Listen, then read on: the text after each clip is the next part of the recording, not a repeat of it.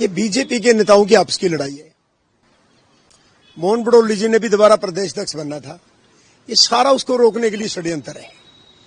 ये लोग मेरे को 5 महीने से ब्लैकमेल कर रहे, टॉर्चर कर रहे थे कि आप मोहन भड़ोली जी के खिलाफ गवाही दे दो।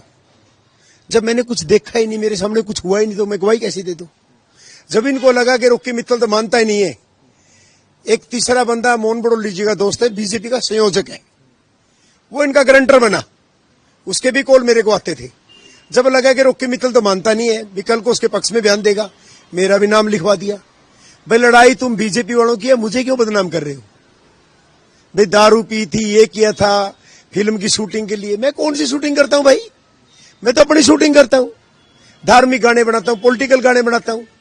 अरे मुझे तो 4.5 साल से प्रताड़ित हो रहा हूं बीजेपी के हाथों। अरे कुछ तो रहम करो। तुम्हारी आपस की लड़ाइयां हैं, तुम लड़ते रहो, मुझे तो बख्श दो। कोई बीजेपी का संयोजक है, कोई बीजेपी का एमएलए है, कोई कुछ है, कोई कुछ है। ये सारे बीजेपी की आपस की लड़ाई है और पॉलिटिकल मैटर है। मेरे पास अभी तक तो किसी की सूचना ही नहीं है। मुझे तो मीडिया से पता लगा कि ऐसा भी कुछ चल रहा है। मैं कहता हूं, मोदी जी से निवेदन करूंगा, मैंने आपका 14 साल काम किया, प्रदेश अध्यक्ष का भी नाम आ रहा है, वो भी बीजेपी के। मैं कहता हूं जी, इस मामले की सीबीआई जांच होनी चाहिए, दूध का दूध पानी का पानी होना चाहिए। जितने भी लोग हैं, जितने आरोप लगाने हैं, गवाह बनने वाले हैं, जितने भी हैं, सबके नार्को टेस्ट होने चाहिए हर बात के। मैंने तो कभी भड़ोली जी को दारू पीते नहीं देखा, मैं तो पीता ही नहीं हूं। और मैं ऐसा कोई मामला नहीं, मैं कहता हूं उनकी सीबीआई जांच होनी चाहिए, सबके नार्को टेस्ट होने चाहिए, ताकि दूध का दूध पानी का पानी हो सके। लेकिन राजनीति बहुत लोग करते हैं। जो हरियाणा के बीजेपी के नेता राजनीति कर रहे हैं, इससे गंदी राजनीति कभी नहीं हो सकती। मैं तो कई बार गया हूं, मैं कई बार दोस्त है। ये बीजेपी की मीटिंग चलती रहती है, बीजेपी की मीटिंगें चलती रहती है, मुझे तो ये भी नहीं पता।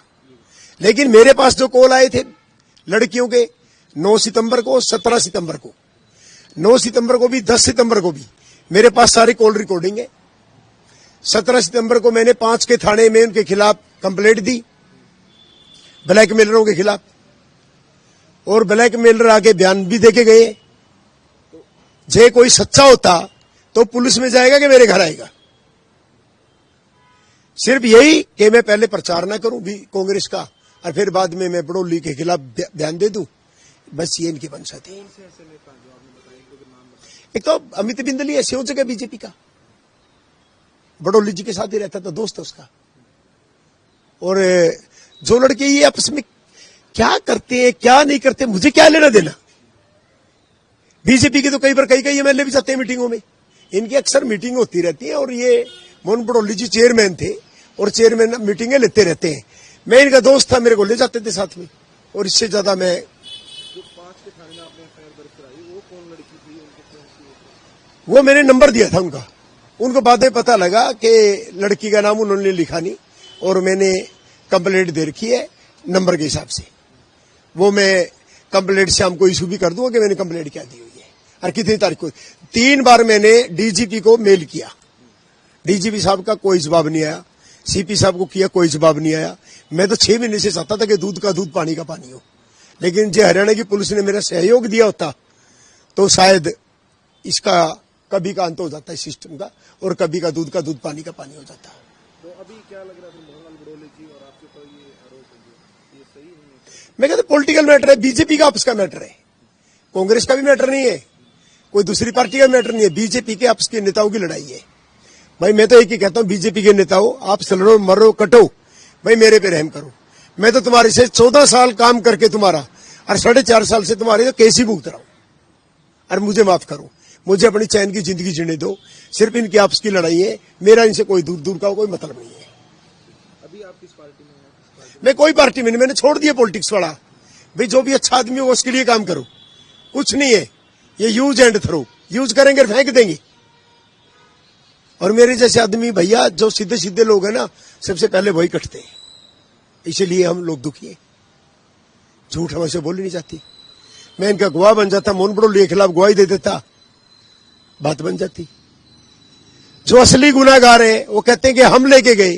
कोई पूछे तुम्हारे क्यों लेके गए, कौन थे, मेरे से मिले क्या? मेरे साथ कभी कोई लड़की गाड़ी में बैठी हो, कभी मेरे साथ कभी रूम में रुकी हो, कोई मेरी आईडी हो, कभी भी मेरे पैसे बैंक खाते से पैसे गए हो, कभी भी मेरे नंबर से फोन किया हो मैंने, मेरे को चौराहे फांसी दे देना, इस बात की गारंटी है। मेरा ऐसा कोई भी सीन नहीं है दूर दूर तक। अरे कोई तो किसी के साथ जाएगा, फोन पे बात भी होगी, कोई किसी की गाड़ी में भी जाएगा, रूम में रुकेगा, आईडी भी लेंगे, वो ऐसा कुछ भी नहीं है। और जिस होटल की बात कर रहे हैं ना, वो होटल हिमाचल टूरिज्म का है। किसी के साथ कोई कैसे कर सकता है जबरदस्ती, और वो भी 1.5 साल पहले। ये मोहनलाल बड़ौली को बदनाम करने के लिए एक स्टैंड है। मेरा नाम इसलिए लिख दिया, मैंने उनके खिलाफ गवाही